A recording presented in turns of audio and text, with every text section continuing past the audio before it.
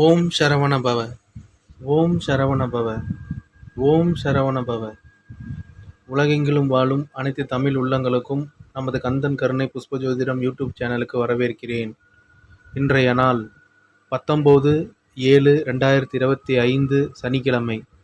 இந்த நாளில் முருகப்பெருமான் ஆருடத்தின் மூலிமா நமக்கு என்ன செய்தியை சொல்கிறாரு அப்படின்றத ஆருடத்தை படித்து நம்ம தெரிஞ்சுக்கலாம். ஆருடத்தை படிக்கிறதுக்கு முன்னாடி உங்கள் மனசில் இருக்கக்கூடிய கேள்விகள், குழப்பங்கள், சந்தேகங்கள் இதெல்லாம் ஒரு தடவை மனசில் நினச்சிக்கோங்க. முருகப்பெருமான மனசார வேண்டிக்கோங்க. உங்கள் குலதெய்வத்தை மனசில் நினச்சிக்கோங்க. வாங்க நாம் இப்போ ஆருடத்தை படிக்க ஆரம்பிக்கலாம். ஓம் சரவண பவ.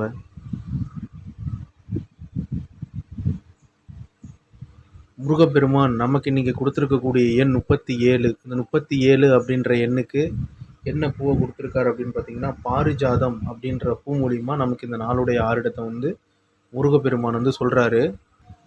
கிரகராசியை பார்ப்பவரே, உனக்கு பந்துக்களின் உதவியும் பலவித செல்வாக்குகளும் இல்லாமல் போனாலும் பல பேர்களின் ஆறுதலை கொண்டுதான் உன் வாழ்க்கை மென்மேலும் செழிப்புற்றோங்குகிறது.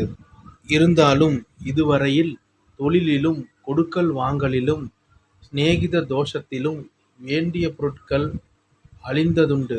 அவ்வித கவலைக்குள்ளாக்கும் நேரங்கள் எல்லாம் ஏன் இப்படி நடந்து கொண்டோம் என்று விசனித்திருக்கிறாய். இருந்தாலும் அச்சப்படாதே.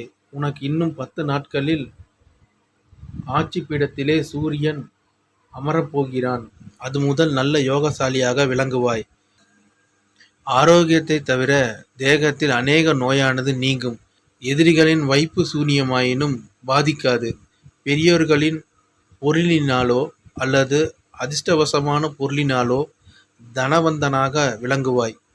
சில நாட்களில் மனையில் ஒரு பெண் குழந்தை பிறக்கும். வெகு நாட்களுக்கு முன் கைத்தவறிய பொருளாயினும் ஒரு குறுகிய மனிதனின் உதவியால் கிடைக்கும். நீ ஒருவனுக்கு கூறிய வாக்கு தவறாமல் நடந்து கொள்ளும் யோகியதாம்சமுண்டாகும். உனக்கு பல பேர்களால் நன்மதிப்பு ஏற்படும். இருந்தாலும் உன் நெஞ்சத்தில் ஓர் எண்ணத்தை வைத்து அஞ்ச விட்டு வாடுகின்றாய். கவலைப்படாதே. உனது எண்ணம் ஜெயமடைய 10 நாட்கள் இருக்கிறது. தைரியத்தை விடாதே. இது உத்தமம்.